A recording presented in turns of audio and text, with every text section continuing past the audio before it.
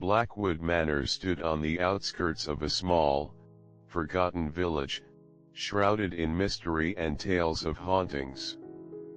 For decades, it had been abandoned, its once grand halls now silent and decaying.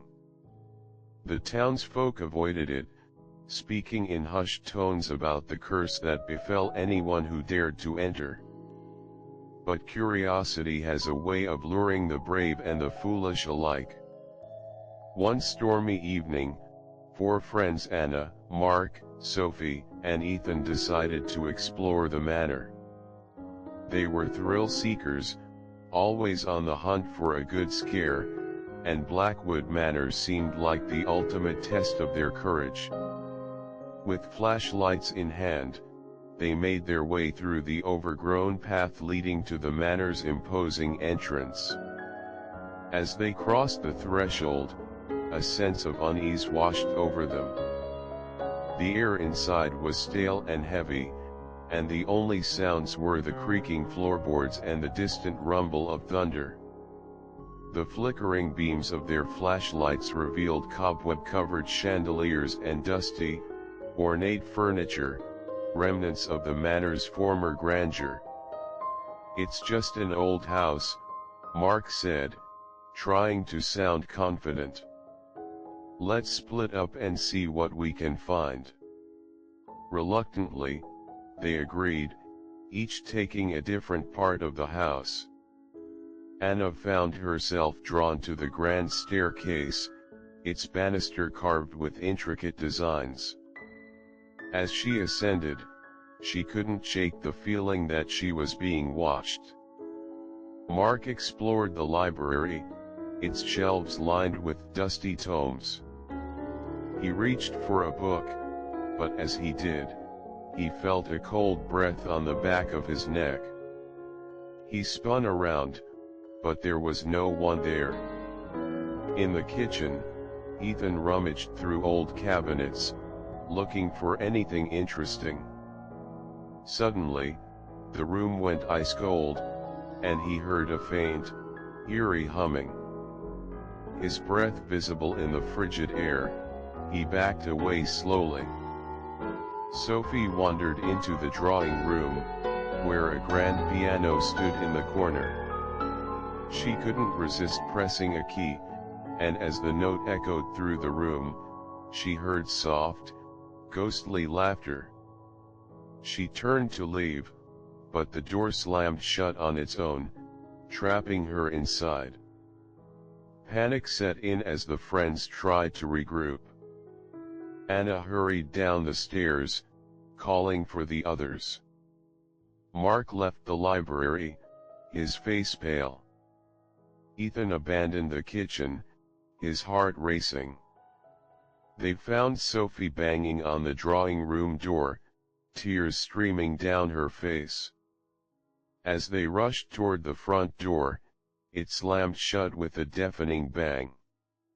The manor groaned and creaked, as if it were alive, aware of their presence.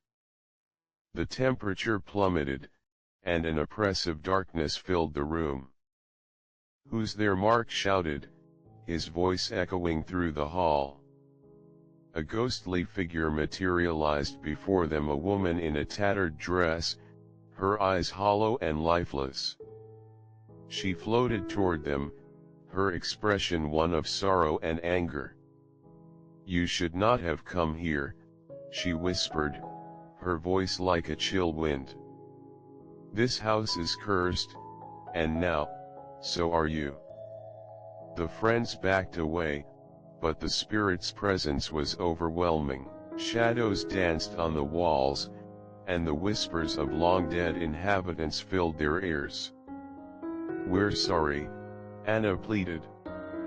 "We didn't mean to disturb you." The spirit's eyes bore into hers. "You must break the curse. Find the hidden room, and you may yet escape." With no other choice, the friends began their desperate search. They scoured the manor, their flashlights flickering as the spirits of the house tried to hinder their progress. Finally, in the basement, they discovered a hidden door behind a crumbling wall.